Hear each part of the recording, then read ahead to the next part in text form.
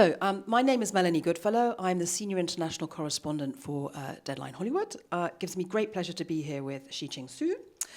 You're the director of Left-Handed Girl, which is playing in Critics Week. Yes.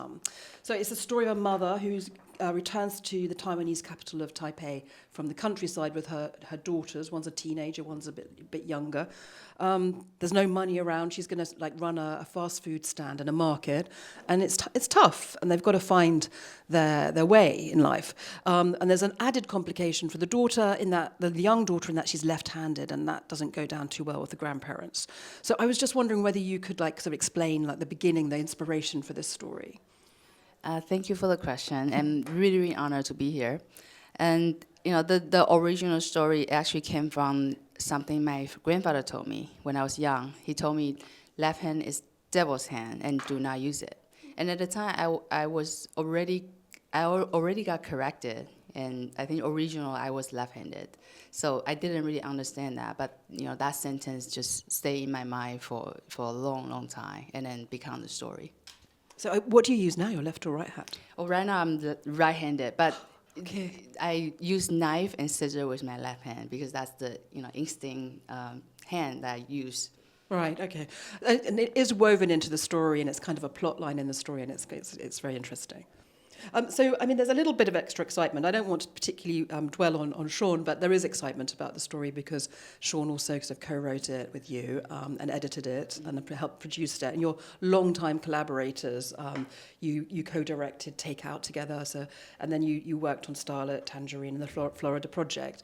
And I was just wondering, can you explain a little bit how you worked? And I think it was a very long process of bringing this story to the big screen. Can you just talk a little bit about that? Okay.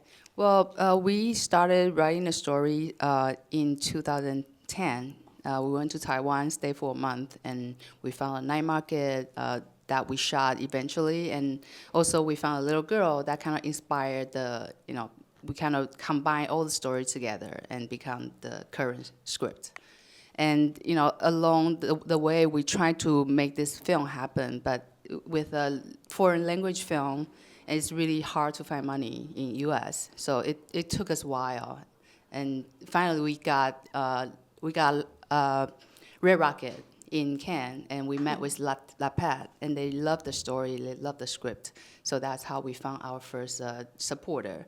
And then later on, I got Taiwanese government funding, Taipei Film Commission Film Fund to support the project. So that's where we are today.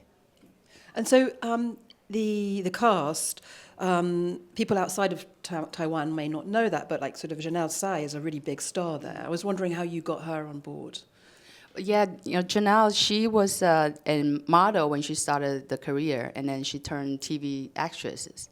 So when I found her, she's already quite famous in Taiwan, but I saw one of her interviews, and she was talking about she wanted to find a role that really challenging her. So, I thought that was a perfect moment to reach out to her. That's how I got her.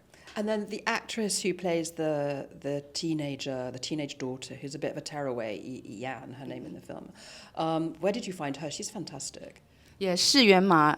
I actually found her on Instagram. Okay. Because throughout Xiang, the film I worked with Xiang together, we did a lot of street casting. So I know what kind of face I were looking for. And at the time, I couldn't be in Taiwan for a long period of time to look for the cast. So I went onto Instagram and I found her on Instagram. And she never acted before. This is her very first acting role.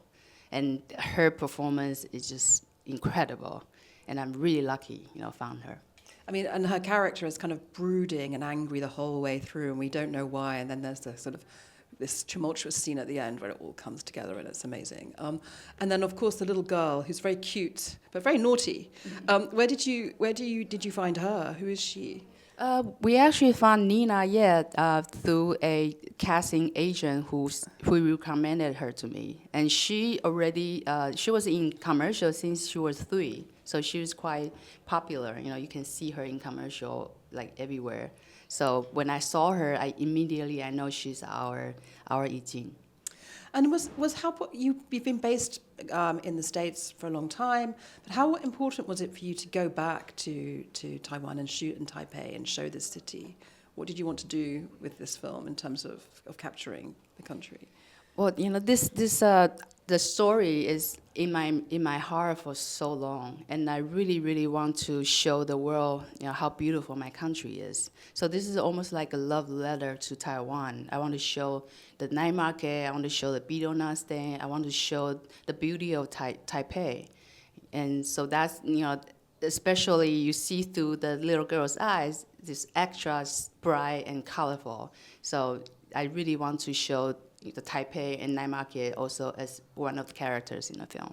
So we spoke before, and I mentioned that I felt like this kind of very crucial scene where everything blows up reminded me a bit of like Mike Leigh, and I was wondering, is he one of your influences, and who do you look to for influences when you're making your cinema?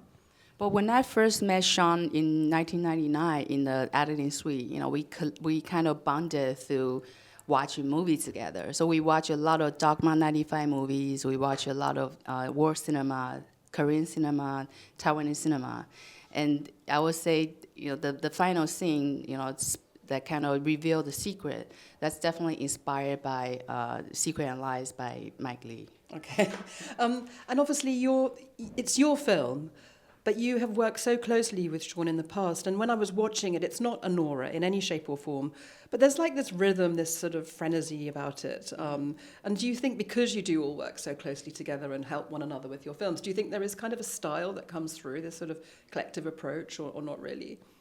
Well, I would say, Sean, when he did the editing in the end, that definitely kind of like bring everything together, with my own vision and also his kind of editing style.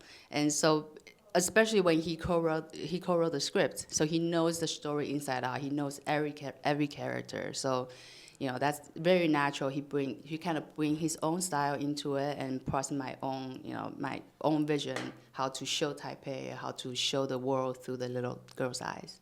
And so this film took more than a decade to get together. To pull together? Are you working on other projects now? I guess you must always have lots of projects on the go.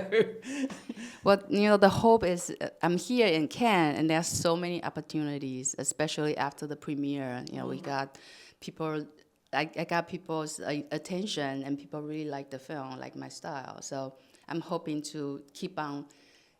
Like this is like my career like reinvented, as a director, and I hope to tell my own story with my own vision as a director from now on.